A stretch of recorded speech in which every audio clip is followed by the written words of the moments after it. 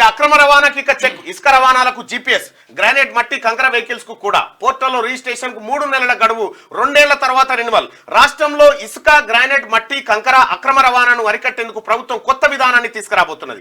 వీటిని ట్రాన్స్పోర్ట్ చేసే వెహికల్స్ ఇక మీదట తప్పనిసరిగా జీపీఎస్ ట్రాకింగ్ కలిగి ఉండాలి. అంతేకాక మైనింగ్ డిపార్ట్మెంట్ పోర్టల్లో వెహికల్ వివరాలను 3 నెలల్లోపు రిజిస్ట్రేషన్ చేసుకోవాలి.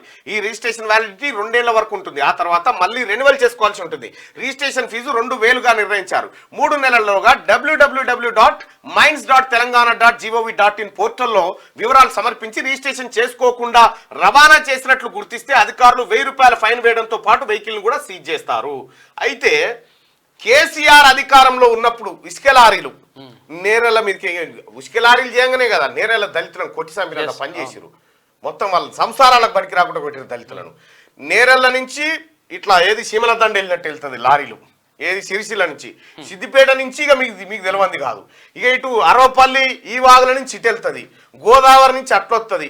ఎక్కడ చూసినా ఉసుక లారీలు విపరీతంగా వచ్చేది. ఏడికి పోతున్నదిరా లారీ అంటే కాళేశ్వర నిర్మాణం కోసం అంటాడు. మీద స్టిక్కర్ కాళేశ్వర నిర్మాణం నడిమిట్ల రాగానే వచ్చి వేరే తానికి అటుకేం డంప్ అయి హైదరాబాద్కు వస్తుంది. ఇట్లా ఇసుక దందా పేరు మీద 1000 కోట్ల రూపాయలు కొల్లగొట్టింది కల్వకుంట్ల చంద్రశేఖరరావు కుటుంబం.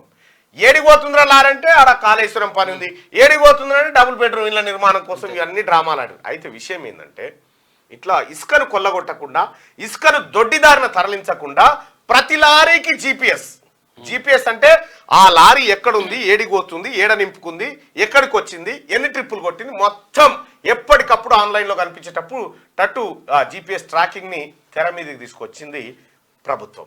ఇది మంచిగా లేదా సిస్టమ్?